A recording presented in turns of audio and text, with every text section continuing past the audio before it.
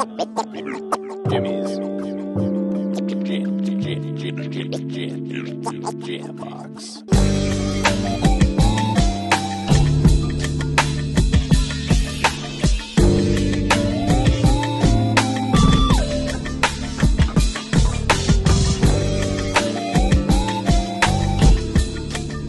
Keep jamming. Hello, everybody. Welcome to another exciting episode of Jimmy's Jam Box. We're here. We're back at it again, and we're going to get on into it. But before we do, as always, please make sure to like, subscribe, push all the buttons, do all the things. You know, I don't know where they are, but you do, and I trust you. With that being said, let's go ahead and get on into it. Here is today's guest. Hey, what's up, everybody? Wonderful to finally be here. This is Daniel from Fremont, California, a guitarist and a lovely friend of the host. I'm proud to say it. Hell yeah. Thank you so much for joining us. And he's not lying, y'all. Daniel and I go way back. We've known each other for quite some time. I was in his wedding. It's a whole thing. But he's coming to visit for the weekend, and there was no way we weren't going to get him on the show. So let's go and dive on into it. Why don't you tell us about how you got into music initially? I mean, I think the way that I was first introduced into music was probably just from my family, you know, like growing up. I can to have stories of like my mom and dad in the car listening to music and singing and kind of involving, you know, me and my sister and all the family and like that whole nice atmosphere of just like fun and silliness in a way. And then it kind of always struck me like, wow, you know, my dad knows all the words to these songs, and it's like, why does he know the words to these songs? And like, why is my mom always like shaking her butt around the kitchen when she's like listening to certain music and things like that? And then like one more is like, you know, I just have a like wonderful memory of my grandmother in the kitchen, like singing this Hank Williams song, Me Oh My Oh Jambalaya. Oh man, it's Hank Williams, great song, but she was just dancing around the kitchen and having such a great time. And it just, it's had such, I guess, like vivid impacts and all these like moments as I was growing up, and it seemed like such a like expression of like emotion that I could attach to and really identify with in a way that was just like a really communal and nice, wonderful space to be in, I guess. So I think that's how it first made me as a young person really drawn to music. Now, did you have anybody in your family growing up that like played an instrument, or was it mostly just like people listening? So, yeah, my uncle Robert on my mother's side, he was like in a band and played like drums and also played piano. Okay, so he was a cool uncle. He was a very cool uncle for sure. Yeah, and he like when I went over, you know, I heard his band playing one time when I went to visit at a young age, and I was just so like interested because again, they were out there making a bunch of noise, like having fun and laughing. Yeah, and everybody was having a good time, even though they were making a bunch of noise. Exactly right. Yeah. A big old ruckus was going on and everything. It was fantastic. So I was, you know, super interested in that. And then also my other uncle Mark on my dad's side, he was like the youngest of the uncles and going to college, and he played in like a band and wrote his own songs, kind of like more, say like that punk ska type stuff and things like that. So he was like that cool surfer uncle from California, wherever that is, you know. Oh yeah. So I definitely had a few uncles who were in bands who I kind of, you know, was definitely thought they were the cool ones. Now looking back, kind of makes sense. Oh yeah. Now, what was like an early musical inspiration for you when you were like first getting into it? Yeah, that's interesting. I guess, I think the first inspirations musically that I would have, you know, it's, I guess this is kind of funny, but, you know, it's probably like Led Zeppelin, but not just for the fact that they were, you know, that like quintessential, like classic rock band in a way with the like big guitar solos and all that other stuff. It was more that I kind of like read about the band slightly, and they did this thing where they almost had this bubble where they wouldn't let the outside world dictate what they were going to do. Okay. And so even when they would like go to a show and play somewhere, like they were really shrewd in their like negotiations and like, look, you know, this is what we are going to do and how we would like to perform to the people and have like the ticket prices and all this other stuff. Okay. And like, if you guys just don't like that, we'll go somewhere else. We'll find a field somewhere and figure it out. Yeah, they really took ownership of their own sound and their own experience. Exactly. And then also, like, again, going back to it, I had like many memories of like trips with family, listening to those albums as well, and just having, you know, like wanting to figure out like, you know, what that sound was all about. And it was interesting to me as well. So, yeah. Oh, yeah. Now we're gonna hang out in the beginning parts just a little bit longer. Tell us some fun core memories. What was the first album you ever bought with your own money? Ooh, so and like it's any media format, right? It doesn't have to be an album.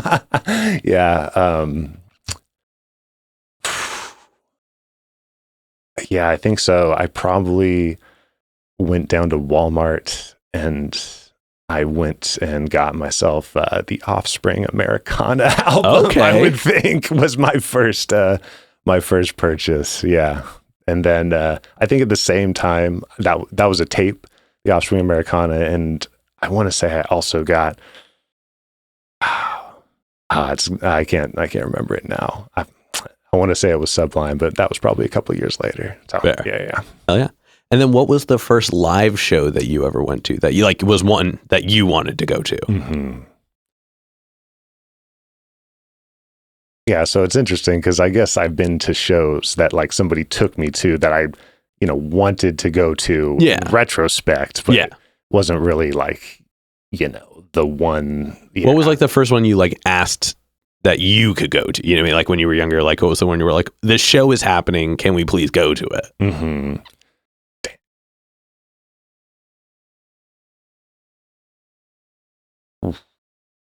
That's a really good question. Wow. I think I'll just say, God, the first one that I really remember probably would be,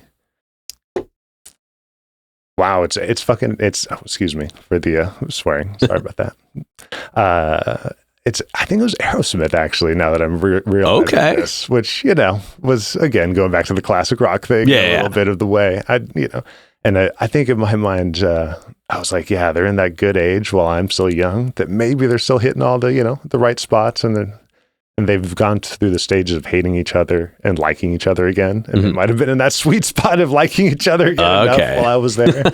So, I think it might have been Aerosmith, but God, late after that, it's pretty funny. I think the next one after that I really wanted to go to was Devin the Dude. And, and that was like, you know, when I grew up a little bit more and came to the Bay and like had been living there and honestly got exposed to way more music than I had been exposed to in Redding, California, where I went to high school. Yeah. If anybody knows where that is. So, you know, a lot of people here make their way down there to play, like specifically Redding. Oh, yeah. Absolutely. Yeah. It's starting to be like a stop on the map for sure, especially for more of the like inside local spaces. Oh, yeah. Dude. So fun fact. That's really cool. Because when I was there was this one coffee shop kind of place that had like a few, you know, had spaces for bands to come through, and they closed like my sophomore year. So it was just like, kind of was a little bit dry up there. You had to travel somewhere to actually see a show. So, which, you know, sucked. Obviously, that's why, you know, one of the reasons I wasn't able probably to go see as many shows when I was younger. That's so fair. When I was older, you know, try to make up for that these days. You know, it's interesting too when you have conversations with people who are like from areas where like the things don't happen, and like hearing their like opinion of the experiences and the way things like change and things like that. Like for them, how it's like much more of a thing where it's like for people who have access to it and experience it more often, there's a different bar.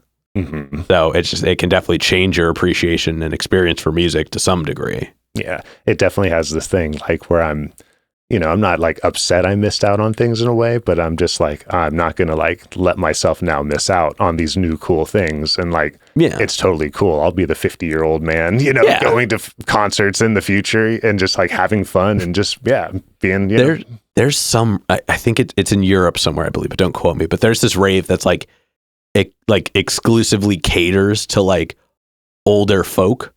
So like people who are like 55 plus. I bet you that's such a fun rave. Oh yeah. Yeah. And like somebody went around and like interviewed a bunch of people and they were like, this is the best. Like, absolutely. I can't move like I used to, but I could still move. Oh, I'm sure you see amazing dance moves there for sure. Oh yeah, that's amazing. I had to go and read some of the comments on the thing too, and I was just like, people were like, "How long have raves been around for?" I was like, this is fun. This is somebody's gonna learn something from this, and this is exciting for everybody involved. Yeah, dude, that's amazing, man. Yeah. Fuck yeah. Now, before we kind of move into like more present stuff, let's kind of round out your foundational experience. You, as a person, like I know from, experience, as a person, you were very musical all of the time. And now you don't have like an active band or project that you're working on, but you are always making music. It's basically a part of your lifestyle. Mm-hmm.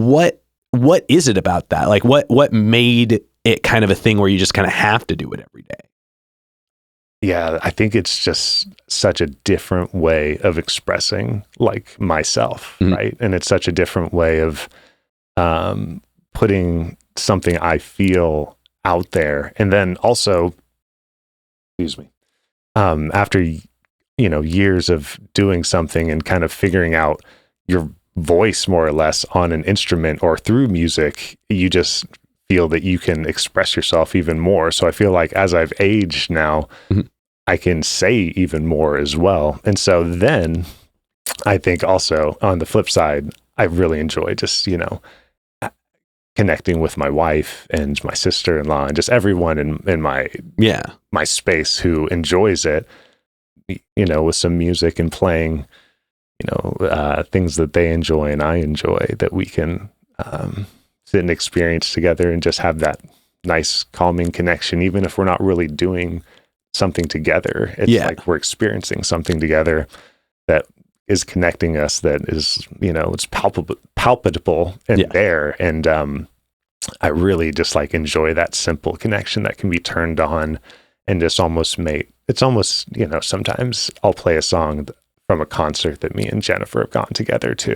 Mm-hmm. And like, it's just because I'm feeling, that love that I have between her. And I know that she can hear it and kind of, understand that to some level of like communication as well. And it's, like I said, it's almost, again, it's going back to like communicating this connection as well. Yeah.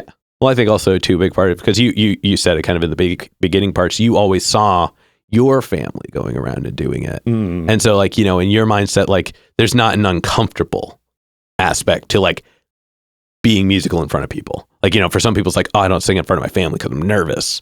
You're just like, no, like, I mean, like, that's a valid feeling if that's how you feel. Oh. But like for you, it's like, I always felt like, whenever we'd hang out, like I never felt weird about just singing or like making sounds with my mouth or like, listening to a song. I'm like, hey, I'm gonna put on a thing. And you're like, all right. And like vice versa. You'd be like, hey, I'm gonna put on my thing. And I'd be like, yeah. Or you just start like humming a bass song. I'd be like, this needs a sick beat. So it's like, I've always really appreciated how musical you are just as a baseline. I think that there's a positive aspect in living in that respect. You know what I mean? Like it just kind of releases different things in general. And I think it's interesting. You said something a moment ago that I kind of want to point out now. You were talking about how music kind of helped you like communicate these things in a different way.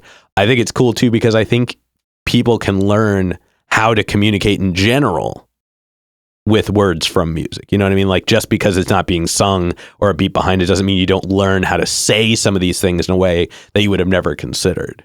So actually that's a really, I had never thought of that before. So I really like that approach.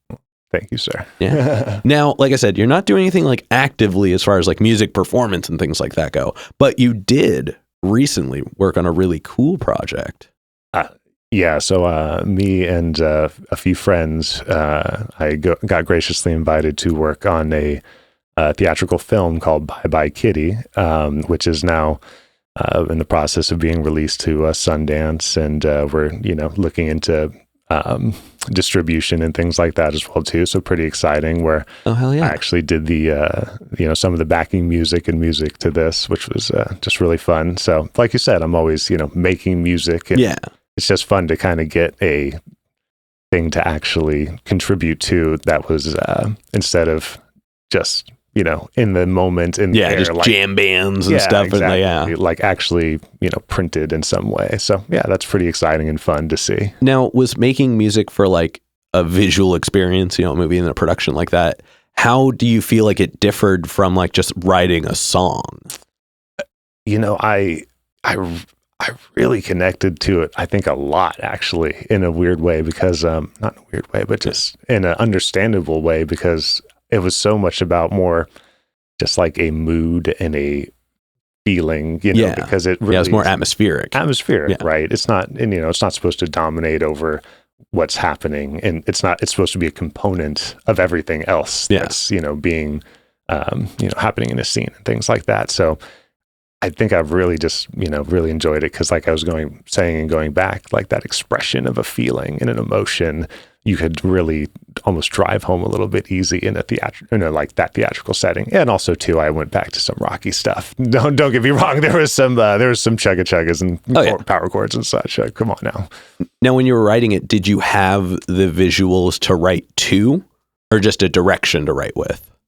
So at first it was just a direction, and they, I think it was one of the things where it was slightly informal at first, where they just wanted to see if I was interested. Yeah. And then feel it out. And then it was a thing where I gave them some things, and they were saying, oh yeah, well, let's give you some more direction, and these are the places we'd really like you to do things. And, it just ended up, and it ended up being a little more direct. And also too, they were in the process of editing it at the time. So when I first saw it, I was just, things went away and some things added and things like that, where, obviously, I got to add some things over. And like I said, also, if you ever do watch the movie, there's going to be a warden at the psychiatric ward who comes in and lays some law. If you don't see the face, but you recognize the backside, so, a little insider baseball, y'all. That's a fun little sneak peek. Little BTS. There we go. That was what I was looking for. Yep, exactly. Yeah. This showed us so much of it. How could I ever forget? Hell yeah. Well, that's such a cool experience, because it's like, it's different, but at the same time, it's like, it's still such a crucial musical element. And I feel like it's at least not something that's like verbosely spoken about as like an avenue to pursue. Like soundtrack music, I mean, jingles and things like that, like music that's added to an element is such a like different route. And I think for a lot of people who make music differently, especially like long format stuff, like it's a really good avenue to approach that I think is a lot more available than people think if you just like find people who are starting projects. You know what I mean? Well, and there's also such like a big new push with video content as well. Yeah. It's awesome sound backing tracks. Exactly. So yeah, I think they probably go hand in hand. And, I think as more, production, it becomes available to many more people, I think it'll obviously happen, I hope. Yeah, for sure. Well, I just hope that narrative of like somebody needing somebody to do it and just asking for it becomes more apparent, or like even musicians just reaching out. Like it's also a good way to write long format. Like you can really learn a lot. You can really flush out a lot of your process when instead of writing a 2-minute song, you're writing like a 14-minute piece that may get trimmed down to 6 minutes, but like all 14 minutes needed to exist. So that's just, an interesting approach for those of you watching from home. All right, now let's talk about a recent show that you've gone to. Like, what was one? Let's say in the last we're gonna have to stretch out to like 4 to 5 years, just given the last couple had a little bit of a gap. But like, what was something in the last like 3 years of show going that you've gone to that really stood out to you? I mean, can I overindulge and say 2? Of course. Oh, amazing. So I think the first one would have to be the like last Dr. Dog concert. Shout out Dr. Dog. One of my favorites, absolutely. If you go back to the previous Jimmy's Jambox experience, you will hear about Dr. Dog in some episodes. So please go do that at your leisure. Where I was going with that, it was an awesome concert experience. It was with me and my wife, my sister-in-law, and a friend of ours. And also, just have to say this, on our way to the concert, right in the lane next to us, a vehicle crashed and exploded on the freeway, which we thought like a car part had hit our car, and like our car was leaking oil. We were so worried. We pulled off. I was like, getting under the car, feeling everything, felt out what it was. I was like, oh no, guys, the concert's ruined. Turns out it was just water from the other car. Awesome. Oh, thank goodness. Made it to the concert, obviously. Nice. Like, saw the opener just a little bit, which was, I wanted to see the opener, but, only seeing them a little bit. But anyway, going back to it, see the Dr. Dog concert, we're all having such a great time. We stand and sing every song, like word for word, and just of course crazy, dance our little eyes red, and our voices horses. Exactly. You know what I'm saying. Love that. Our voices horses. And it just, it's such a meaningful band to us too, because we both like them and have seen them a few times, and to go to that last concert and just really have such a great time together, and almost feel like, it sucks that they're not going to be touring anymore, so they say. Yeah. But it's cool that we were like here to enjoy it at this last time. And then I'm really overindulging and going to the second story, but you guys asked for it. So it had to have been the Flaming Lips, which hell yeah, I think this guy might know. You know what? I may know a little bit about that particular show. That was a show. I mean, the showmanship was just out of this world, and they have so many good songs, and just the whole atmosphere of the concert was, I thought amazing. And like I said, we had such a good time. Right, so close too, just like so close up front. I love that. Oh yeah, we were like 3 people away from the front. Absolutely. Also, can you remind me who was the opening act? Because they were insane. Okay, so I feel bad because I can't remember his name, but I know it's Willie Nelson's son. It was. Oh my God, that's who I said it was. But I was like, I think it was like Willie Nelson, but it couldn't have been. But it was. Okay, so whichever episode that was, somebody put in the comments. I was right. It was Willie Nelson's son. But they were, oh my God, like just to hijack the story for a moment, the chaos, the like absurdity that was occurring on stage. Cause like I have the video somewhere. If I can find it, I'll put it in this video. But there was this moment at the end where like the guitarist like stuck the guitar out for like everybody to play it. The singer was hitting the cymbals with the mic stand. The drummer was like kicking shit. Like everybody was going crazy. And even though it was this like wild cacophony of nonsense, it was still like so perceivable. Like the whole time you're watching, you like couldn't look away. It was mesmerizing.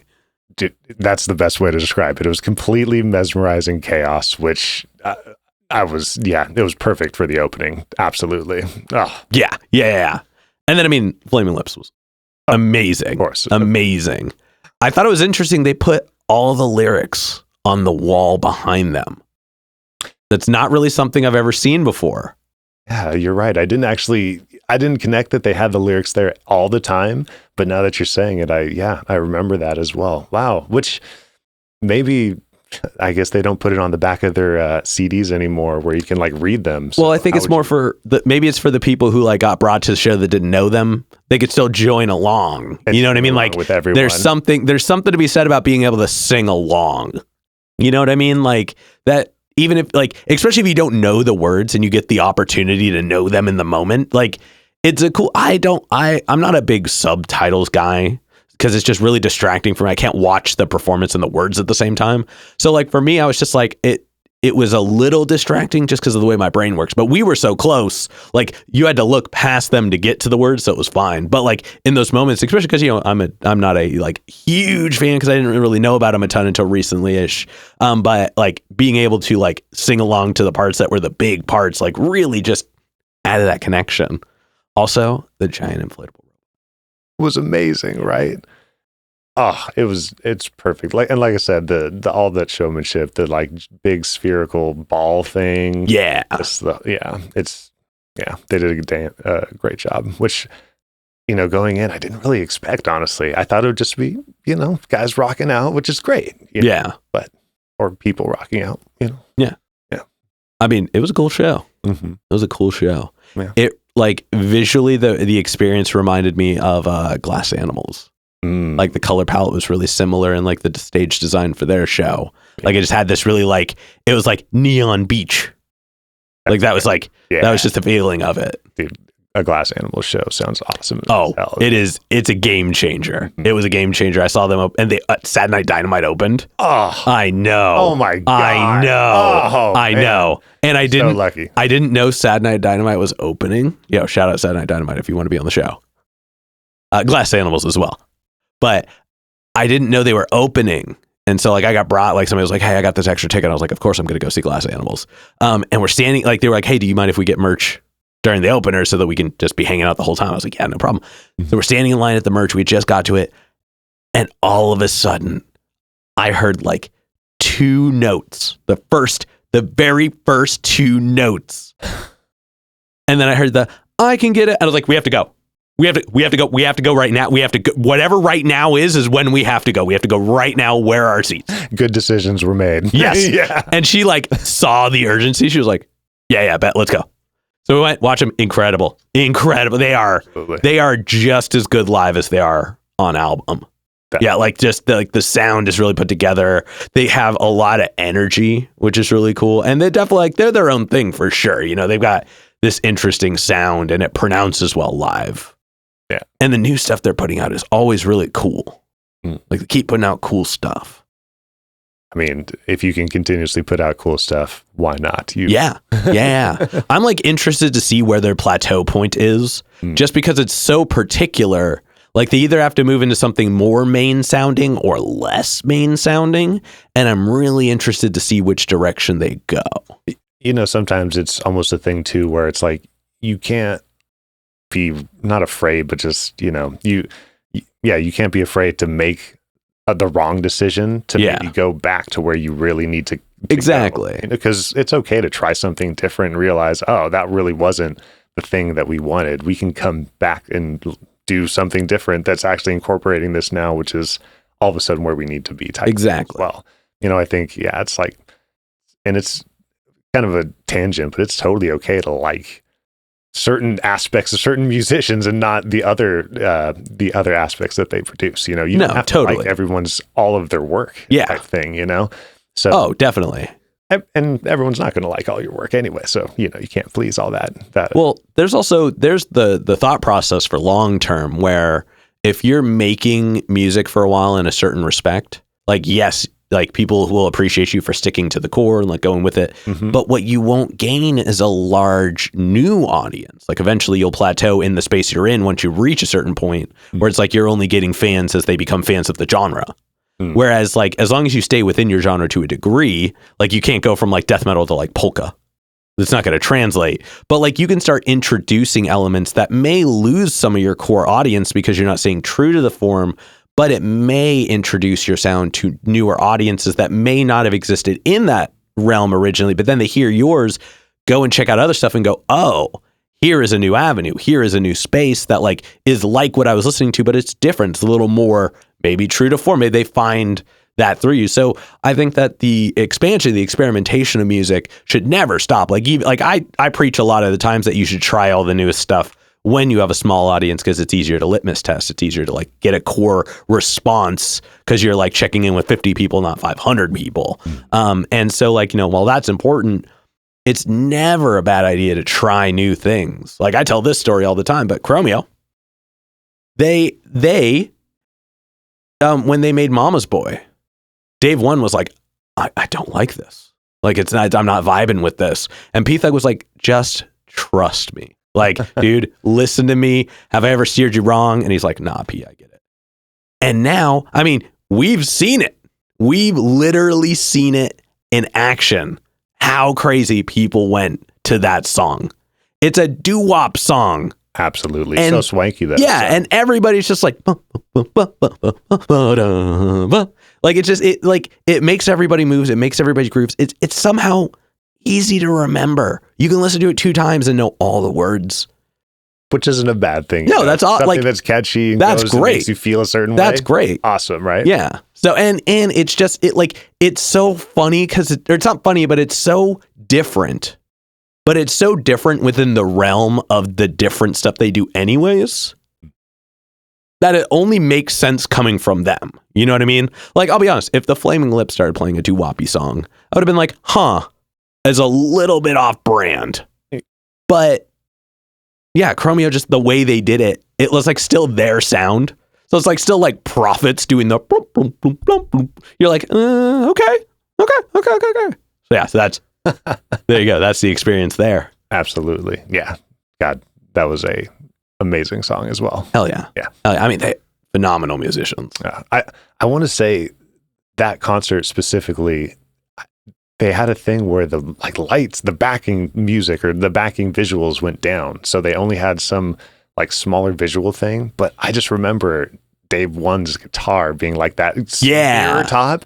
I feel like he just went super extra and just was like being they had coordinated moments where a spotlight would shine like onto it. Like that was that was a big part of it. Yeah, like a very choreographed moment. Yeah, they have a specific spotlight that specifically shines specifically onto his chrome topped guitar. It's amazing. So that it would be a beat like you see, like I even saw the spotlight, it was like boom. Yeah. It was chunky coming at you. Yeah, so like that, but that was such a powerful move. You know what I mean? Like that's like, I haven't really ever seen anything like that where it's just like, here is his guitar shining a spotlight that could potentially be visible from outside the venue because it was an outdoor venue. But it's just such a wild concept. You know what I mean? Like that's such a good performance element. Absolutely. Because it's within their thing. Like the chrome aspect is so on brand, just given the name. Come on. And it was such a big thing to do. Like here's this guy, he's walking to the front. Oh my God, he's a human spotlight. Like, what do you even do with that? It's just such a powerful moment. It is quite. It actually makes me think that, one of the, going back to it, it's not just about, what you're playing. It's also about that showmanship that you're doing it with, right? That connection that you're making with these people that are here for this experience of listening to music, right? Exactly. I think if you're moving, people want to move. Mm-hmm. Like that. Like if you're just standing up there not having a good time, how are they going to know to have a good time? Like commanding people with your movements is such a powerful aspect of performance. Mm-hmm. That's not to say there's not a space and a time for like the angsty, moody, just stand there, look at you, like feel it. But like for the most part, the biggest performers, the largest entertainers, all the experiences, it's because they do the things. You know what I mean? Like the Elton Johns of it all. The theatrics. Like, yeah. Like you go for the experience along with the music. Mm-hmm. Like it's like a music video and a play all in one. You know what I mean? But it's really happening. Mm-hmm. Yeah. Yeah, and I think it's one of the things that maybe, has happened to me a little bit is that, I mean, a lot of it, I'm not going to say a little bit, is when I was younger, I definitely had that like attitude of what I liked was great. What everyone else liked kind of sucked, and no one understood really what was, good music or good art and this and that. And then obviously, thankfully, not obviously, I realized that that's a terrible mindset and that you just have to be open to all these, all the new art and expressions of people, and if you just start to understand those things, then they become beautiful and you want to incorporate them. Right. And so like you're saying, your style may change to incorporate these things that you now, not understand, but just want to express yourself. Exactly. Exactly. Well, I mean, that actually, I forget what episode it was that we mentioned that on, but I was talking about that a little while back, how like, some people just plateau on music. Some people are like, I listened to this in high school. I like this. Mm-hmm. And you're like, that's fine. But then you get those people who become music today isn't this. It isn't that. What about then? What about it now? Like music of today is fine. There's a lot of cool music coming out every day. Like, yes, you have to put in a little more work to find it sometimes, but like there's so much cool music coming out now and it's talking about things that are current. It's about things that are present, like the mentality of the people is in current music. And yes, some of it's dumb, some of it's silly, some of it's stuff we don't resonate with, some of it's stuff we don't agree with. But music has always had dumb and silly and non-resonating and like topical and fun and good and enjoyable. Like it's always had that. And I think that, it comes back to like how easy is it to put music out now? And like that's a big part of it for sure. But that just means that it's also easier for the people who do make good music to put it somewhere. It's just up to you as the listener to find it. And I think that's never been easier. Like you can go on, yes, like there's a billion songs on Spotify, but you can go and find all 1 billion of them. Whereas before you used to have the radio and whatever you just randomly checked out at your local music store and were like, yeah, this cover looks cool. Let me get that. You could literally only judge a CD by its cover. Well, nowadays, all you have to do is know. Yeah, well, now you get the preview. You reach out to Jimmy, and he lets you know what the cool music is, and so that's where the flow of stream comes for this guy mostly, which is amazing. So fair. But yeah, no. Used to in my day, you used to be able to go to the Walmart barcode scanner, and you could scan the barcode, and it would give you like a 10-second preview of the track. Yeah, so I would get that, and I'd just be like, okay. And that's how they got me on the Offspring tape, going back to it. And that worked, but that only worked on a specific scale, because like Walmart was able to, because they had a small catalog. That's right. So like the accessibility to to put that together, like they had 80 CDs. Whereas you go to a music store, and they had hundreds of CDs. And they like tried to catalog them, like Rasputin did that for a while, but they could never keep up. Oh, I could imagine. Never People keep going up through them and looking at them and putting them in the back. Well, that There's like no way to. used music was coming in all, like they were always bringing CDs and stuff like that, and like records and stuff. Like there was just no way to have it all available all the time. And now, like that exists, just through the internet now. Like you can get those previews and things like that.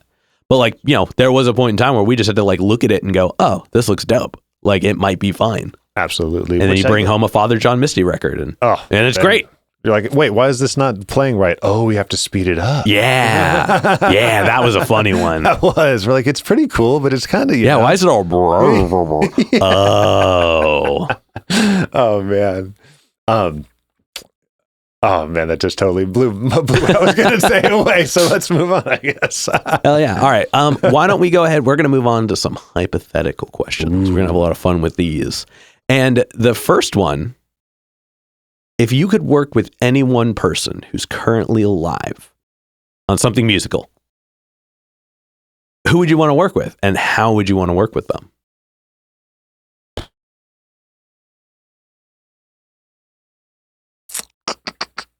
Anyone alive that is musical. I guess. Yeah, I mean, again, it'd probably be, I'm going to be a glutton for answers and pick two.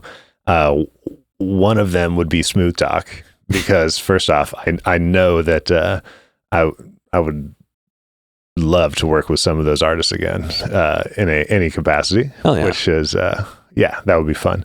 Yo, Max, Corey, let's do it.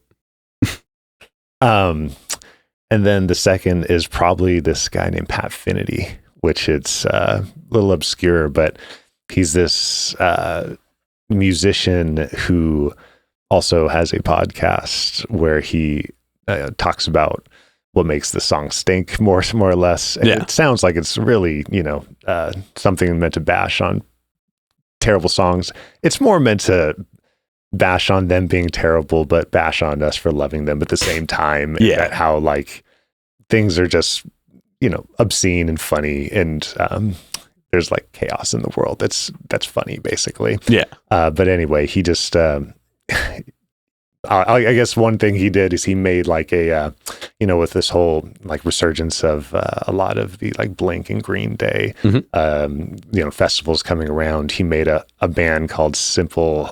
Oh God, I'm forgetting. It's called The Simple Plan. And then there's, I forget the band name, but anyway, he put it together, put out a few songs. They're really good, they're really good. And he tried to get on the bill. They didn't let him on the bill, unfortunately. But anyway, he reaches out to, the community and just people who interact. He's like, do you want to be the bassist? And the guy was like, well, it just so happens to be that like the person you put as the bassist is actually me, and I am a bassist. So yeah, I'll be the bassist on this album. And it's just like this really, I don't know, it's this fun world, it seems like, in this guy's region of reach in his little fun community. So anyway, if I did a music thing, and also, he's not like an ultra professional guy. I mean, he's a super professional musician. He's amazing. Yeah. But like, he's not like, no. Yeah.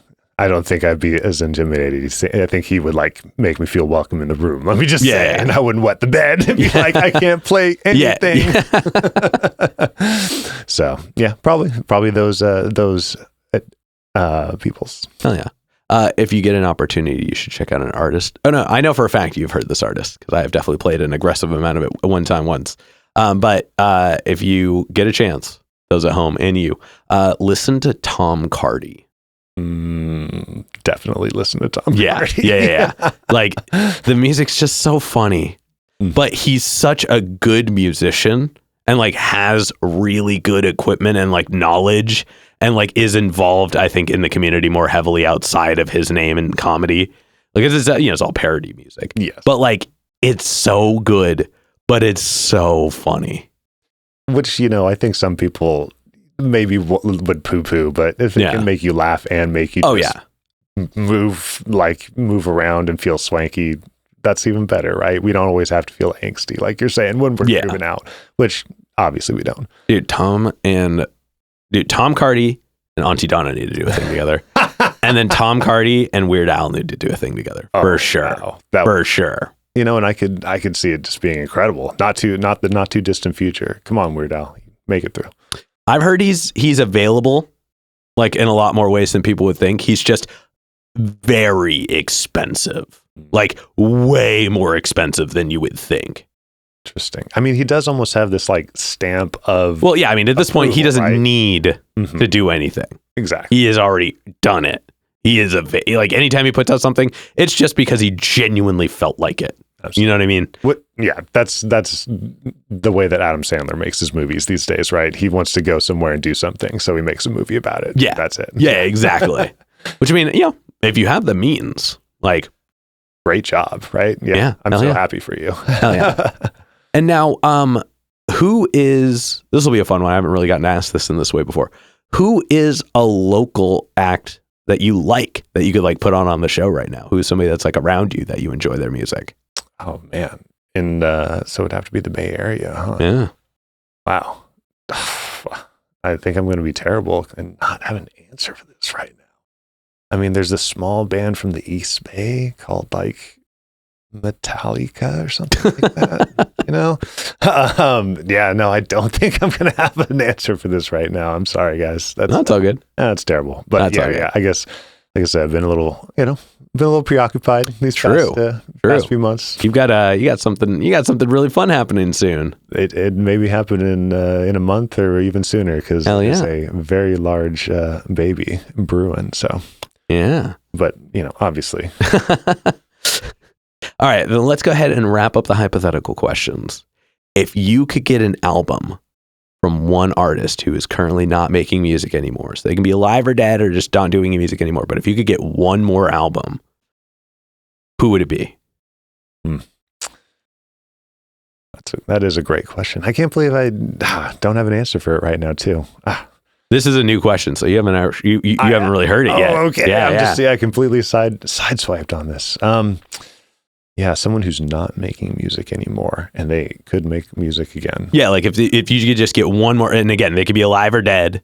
Mm-hmm. Like just one more album from any artist. Oh, alive or dead. Yeah. Just anybody who's not like music doesn't exist from them anymore for some reason or another.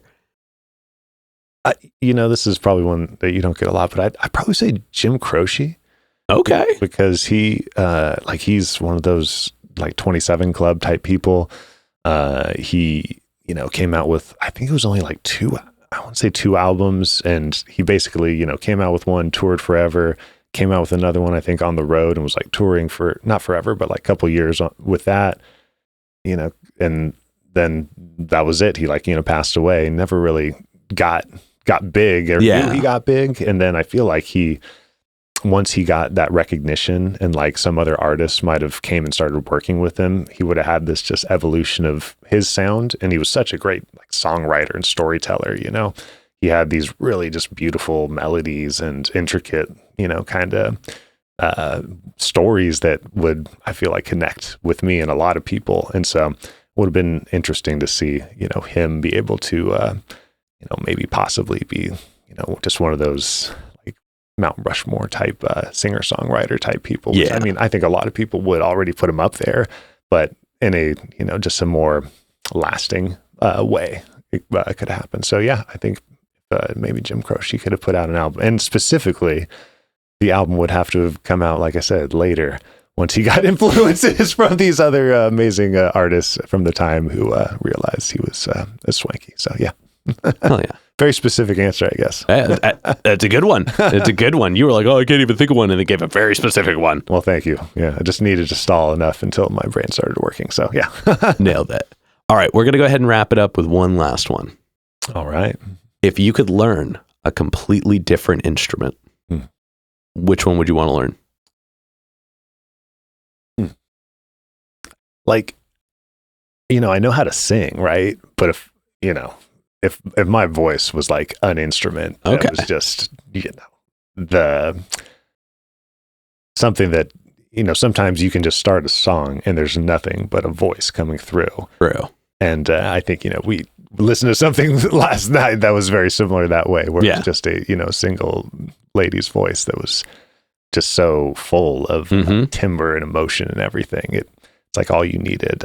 That takes so much work, and it's not everybody, is blessed to be able to do that as well. So I think having a voice, because also, then your instrument is contained in yourself, right? And like you said, I'm already, zippity-doo-dahing around and, tapping around and everything a lot. So to just have that enhanced. But then again, now even thinking about it, maybe that would diminish almost my want and desire to do it all the time if it was more. Because it'd be wanted and desired by others automatically. That's very true as well. Interesting. So, which, again, and then I think any other instruments, probably like a brass thing. Okay. That saxophone, which again, going to the guitar, it's kind of a flashy thing. I guess the saxophone's a little flashy as well too. It is. It is definitely. I saw somebody who took a saxophone mouthpiece and put it on a flute.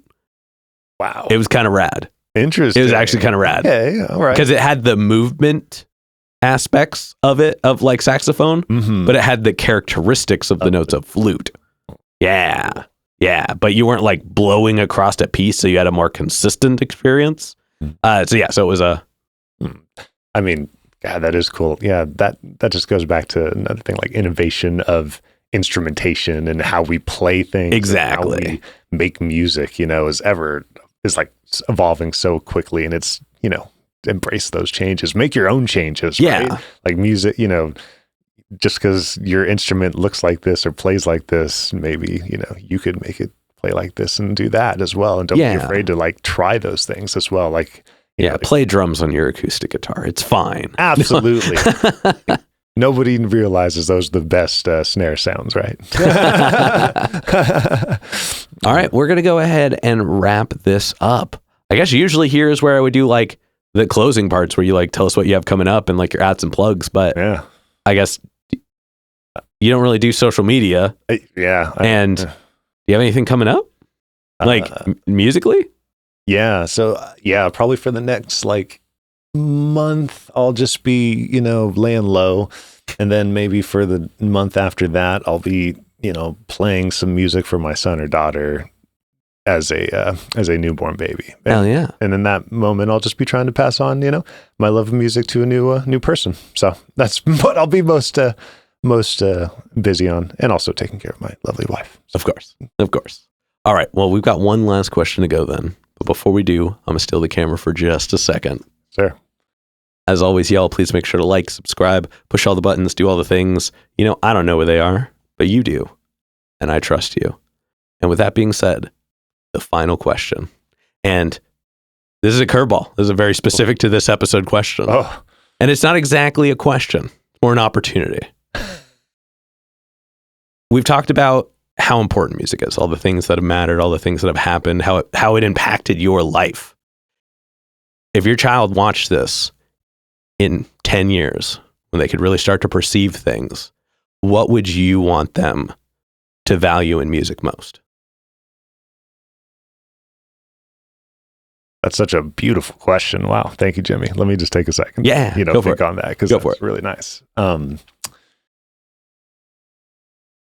I think mostly what I would want them to be able to take with music and their own personal relationship with it is, first off, that they can allow it to, can you rephrase the question? It's such a good question. I need a second.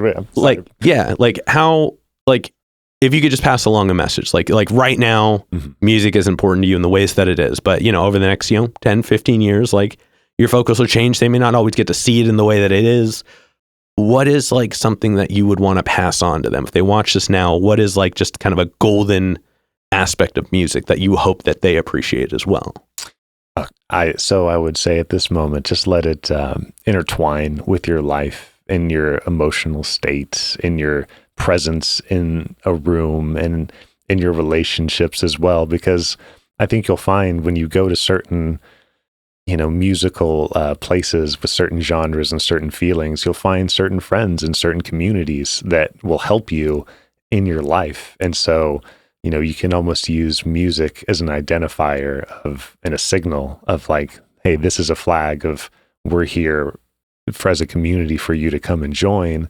And then also, you can use music as just a way to connect people and to start your own community of people that you start thinking with your individuality, which will then, like I said, start your own family and friends and group of people that you'll influence and will become, the next future of music influencers and people who will continually grow. So, and just use those tools, and they're not tools, but I guess they are tools. Yeah. Those experiences, those opportunities. Mm-hmm, absolutely. Yeah. Let music open doors. Mm-hmm. Love that. And also be a drummer. Yeah, we need drummers. Yes, So the world needs drummers. Yeah, I'm sure Dad will be fine with it. An electric kitten, screw it. And there may be an Uncle Jimmy who knows where to get small drum sets. Exactly. We have a garage, whatever. Perfect. All right, we're going to go ahead and wrap this up. Dude, thank you so much. Dude, it has been so much fun. And thank you for obviously everything you do and all the shows and all the cool artists that I get introduced to, because you're continuously doing what you're doing. And again, thanks for being such an amazing friend and person. And this guy's amazing. Everybody, you know it. And you get lucky enough to see him too. So hell yeah. Thank you so much, man. Yeah. All right. This has been another exciting episode of Jimmy's Jam Box. I'm Jimmy. I'm Daniel. And we're signing off. Later, y'all. That's a wrap. This is not a podcast. This is a show.